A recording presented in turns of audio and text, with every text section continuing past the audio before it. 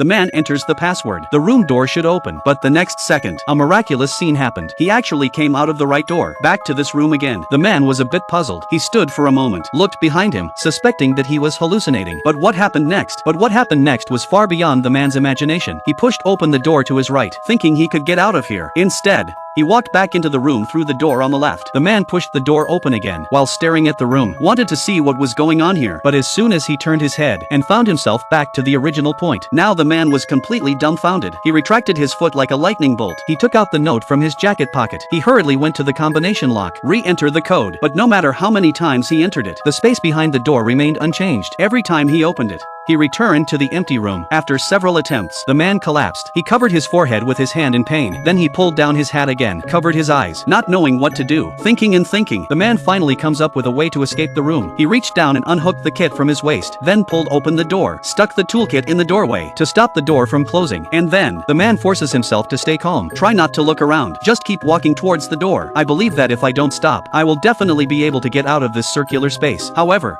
after walking for a short time, the man became a little anxious, from walking to running, and then from running to running wildly. Finally, he broke down and shouted. As a result, he ran until he was exhausted. He also failed to run out of this strange room. Finally, the man had to accept the reality. He can't get out now, can only calm down first, take his time to figure out what to do. So he regained his toolkit, pulled out a carton of milk from it, inserted a straw and gulped it down. After finishing it, the man leaned against the wall in some depression. Couldn't figure out how he was so unlucky. Fix a combination lock. How could he meet such a mysterious event? But I can't help it even if I can't figure it out. Right now, we must get out of here. Otherwise, I have nothing. In a short time, I will die of hunger here. Thinking of this, the man went to the door again, repeatedly entering the code, pushing the door panel open and close. However, no matter how many times he opened the door, the scene behind the door remained exactly the same. The man was desperate. He took out a small hammer and frantically smashed it against the wall, but the wall was unusually strong. No matter how hard he hit, but not even a trace left. Finally, the man simply threw the hammer, completely abandoned the idea of cutting the wall out. But the man did not just give up, face the wall and think for a while. He suddenly came up with a good idea. Man lying on the ground, through the left side of the upper body, crawled out from the right side, tries to grab his feet, wanted to see what would happen if he did so, but he was too short, couldn't reach it at all. No choice, the man had to give up the solution. Turned back to the combination lock, he took a step back and raised his hand. He hit the lock heavily, unexpectedly.